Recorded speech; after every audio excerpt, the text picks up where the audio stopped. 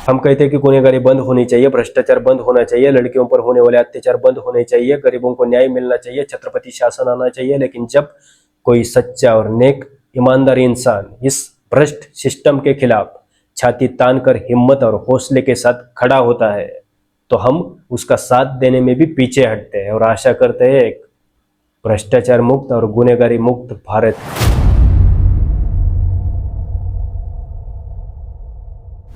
भारत में भ्रष्टाचार सिर्फ सरकारी फाइलों में दबा हुआ नहीं है, वो लोगों की सोच में बच चुका है।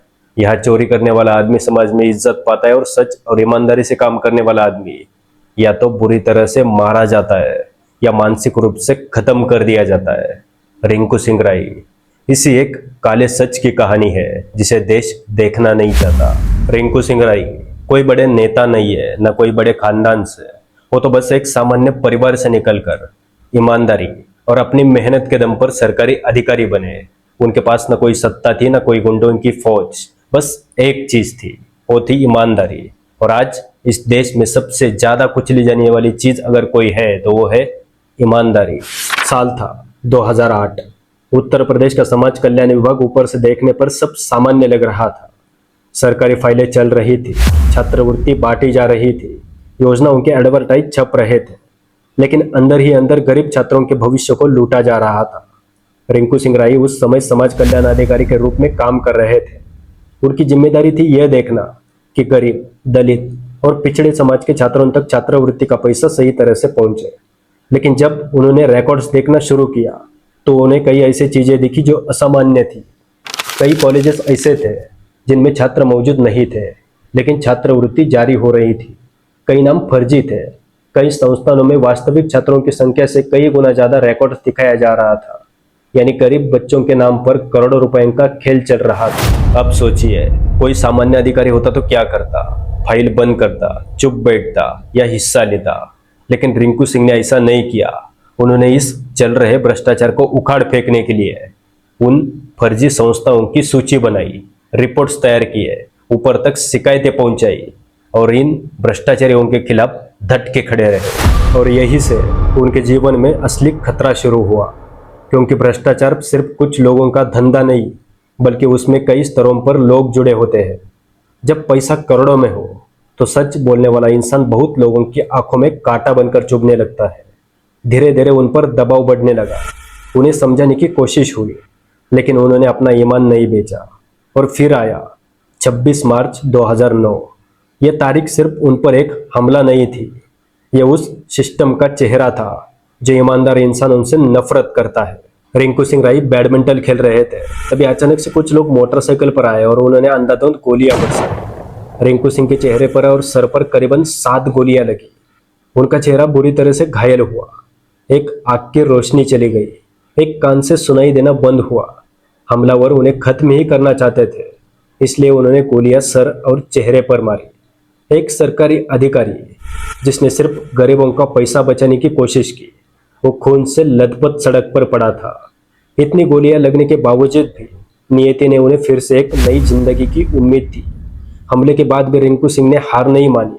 उन्होंने खुलकर कहा कि हमला भ्रष्टाचार उजागर करने की वजह से हुआ। उन्होंने न्याय की लड़ाई जारी रखी। लेकिन इस देश में न्याय की लड़ाई लड़ना सबसे कठिन। एक ईमानदार आदमी को सिर्फ अपराधियों से नहीं लड़ना पड़ता, उसे सिस्टम की धीमी चाल, राजनीतिक दबाव, डर और अकेलेपन से भी लड़ना पड़ता है। रिंकू सिंह का चेहरा घायल था लेकिन हौसला घातक। घायल हो इसीलिए घातक हो। कोई और होता तो रुक जाता, अपने जिंदगी के बारे में सोचता, अपने परिवार के बारे में सोचता, लेकिन रिंकू सिंह रुकने वालों में से नहीं है, भ्रष्टाचार को रोकने वालों में से है। एक घायल शेर की सांसें उसके दहाड़ से भी ज्यादा खतरनाक होती है। रिंकू सिंह ने खुद को खत्म नहीं होने दिया, अपना संघर्ष जारी रखा, अपनी पढ़ाई जारी रखी। और फिर वही इंसान जिसे भ्रष्ट सिस्टम चुप करना चाहता था, आगे चलकर यूपीएससी जैसी कठिन परीक्षा पास करके आईएएस अधिकारी बना। ये सिर्फ नौकरी पाने की कहानी नहीं थी, यह उस इंसान की वापसी थी जिसे गोलियों से डराने की कोशिश की गई थी। उनकी जिंदगी ये साबित करती है कि ईमानदारी इंसान को कुछ समय के लिए रोका जा सकता है, लेकिन अगर उसका इरादा मजबूत हो तो उसे खत्म नहीं किया जा सकता। जब एक ईमानदार अधिकारी पर हमला होता है तो हजारों दूसरे अधिकारी यह देखकर चुप हो जाते हैं। वे सोचते हैं अगर सच बोलेंगे तो हमारा भी यही हाल होगा। यही कारण है कि भ्रष्टाचार सालों तक जिंदा रहता है, क्योंकि सिस्टम में डर पैदा कर दिया जाता है। लेकिन कुछ लोग डर कर भी चुप नहीं रहते। रिंकू सिंह राय उन्हीं लोगों में से एक है। रिंकू सिंह राय हमें सिखाते हैं ईमानदारी कमजोर लोगों का रास्ता नहीं है, ये आग का रास्ता है, ये त्याग का रास्ता है, ये समर्पण का रास्ता है, ये हौसले का रास्ता है, ये साहस का रास्ता है, ये अकेलेपन का रास्ता है। और यही रास्ता आगे जाके इंसान को अमर बना देता है। आईएएस बनने के बाद भी उनका रास्ता आसान नहीं था। उन्होंने भ्रष्टाचार के विरुद्ध अपना काम जारी रखा। बाद में उनका साइड पोस्टिंग एक ऐसी जगह पर कर दिया गया जहां उन्हें अटैच पद पर रखा गया। वहां पर उनको सैलरी तो मिल रही थी, लेकिन कोई काम करने का मौका नहीं। इसलिए उन्होंने 26 मार्च 2026 को इस्तीफा दे दिया।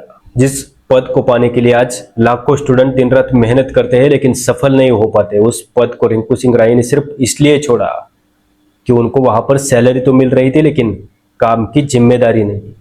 उनका कसूर यही था कि वो एक सच्चे और नेक ईमानदार ऑफिसर बनकर काम करना चाहते थे, लेकिन उस आईएएस की कुर्सी को यह मंजूर नहीं था।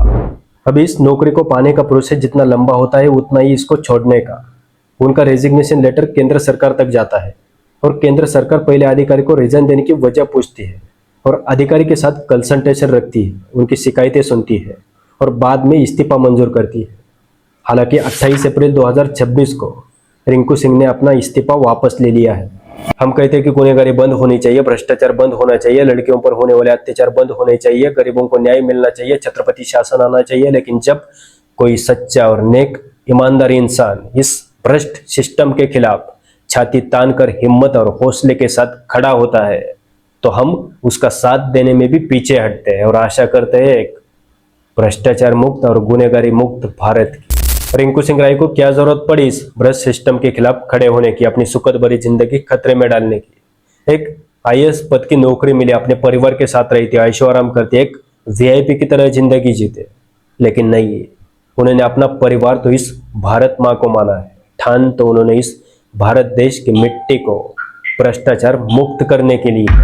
आज जरूरत सिर्फ उनकी कहानी सुनने की नहीं है, जरूरत यह समझने की है कि अगर हर ईमानदार इंसान डरकर चुप हो गया तो आने वाली पीढ़ियों को सच बोलने की कीमत सिर्फ मौत, डर और बर्बादी के रूप में चुकानी पड़ेगी। और शायद यही वजह है कि भ्रष्ट लोग मरने से नहीं डरते, वो डरते हैं किसी ईमानदार आदमी के जिंदा बच जाने से। इस भ्रष्ट सिस्टम के खिलाफ आवाज उठाओ। अगर नहीं उठा सकते तो जो आवाज उठा रहा है उसका साथ दो, अगर नहीं दे सकते तो कम से कम उसका हौसला मत तोड़ो। लाचारी के 70 साल जीने से अच्छा है अपने हक के और ईमानदारी के 50 साल जियो।